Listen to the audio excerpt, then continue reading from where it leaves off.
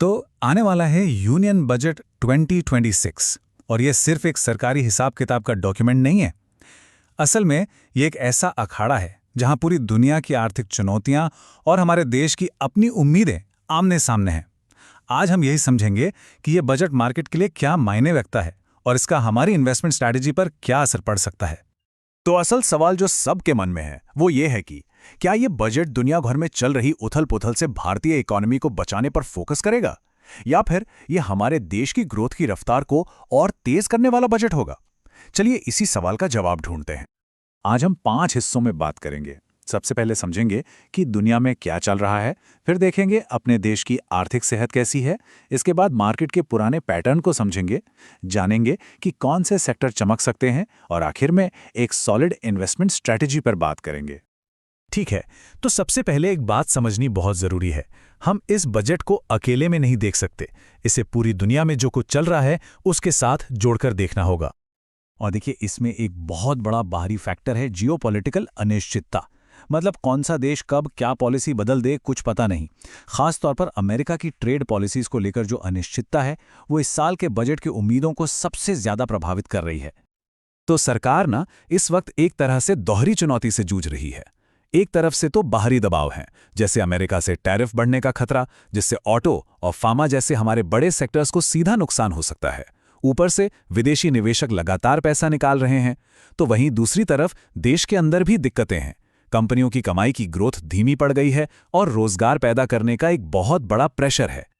चलिए अब दुनिया से हटकर जरा अपने देश की बात करते हैं। भारत की अपनी आर्थिक हालत कैसी है?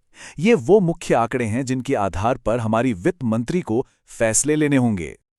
8.2% ये पिछली तिमाही के जीडीपी ग्रोथ का आंकड़ा है और ये एक बहुत ही मजबूत नंबर है।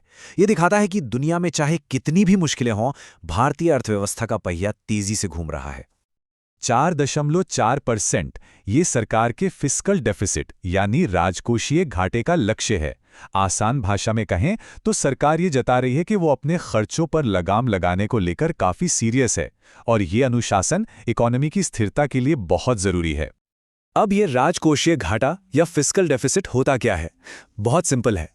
ये सरकार की कमाई और उसके खर्च के बीच का अंतर है। ये जितना कम होता है, दुनिया भर के इन्वेस्टर्स को हमारी इकोनॉमी पर उतना ही ज्यादा भरोसा होता है।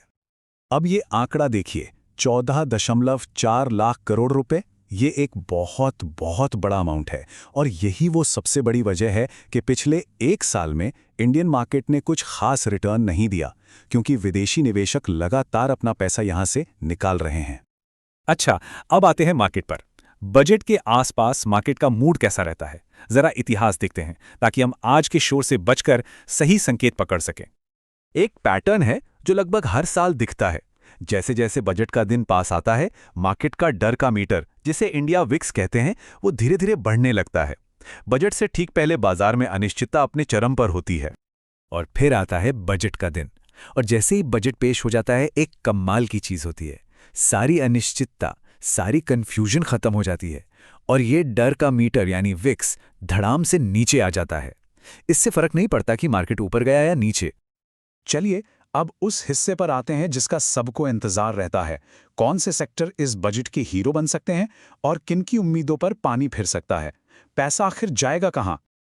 तो पहले बात करते हैं उन सेक्टर्स की जिनकी लॉटरी लग सकती है। ये वो सेक्टर्स हैं जिन्हें सरकार के इंफ्रास्ट्रक्चर और लॉन्ग टर्म ग्रोथ पर फोकस करने से सीधा फायदा होने वाला है। देखिए, सरकार के एजेंडे में इंफ्रा, रेलवे, डिफेंस और ग्रीन एनर्जी जैसे सेक्टर सबसे ऊपर रहने की पूरी उम्मीद है।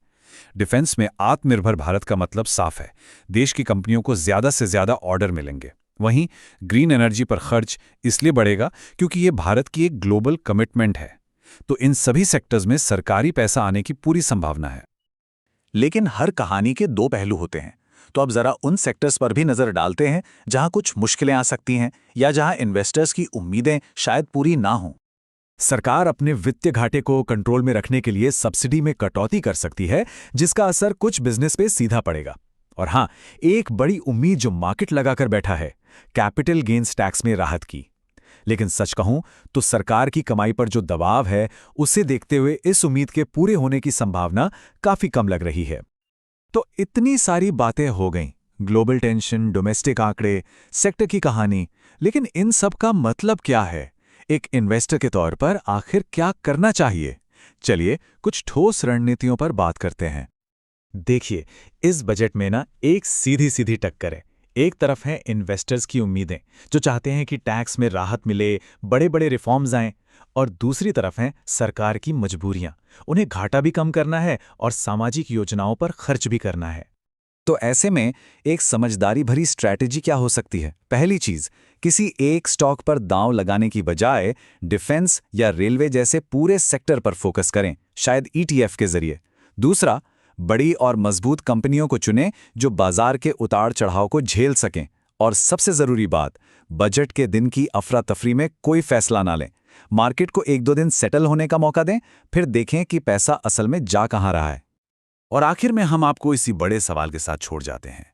क्या सरकार इस बजट में बड़े और साहसिक सुधारों का जोखिम उठाएगी, या फिर वो एक सेफ और बैलेंस रास्ता चुनेगी?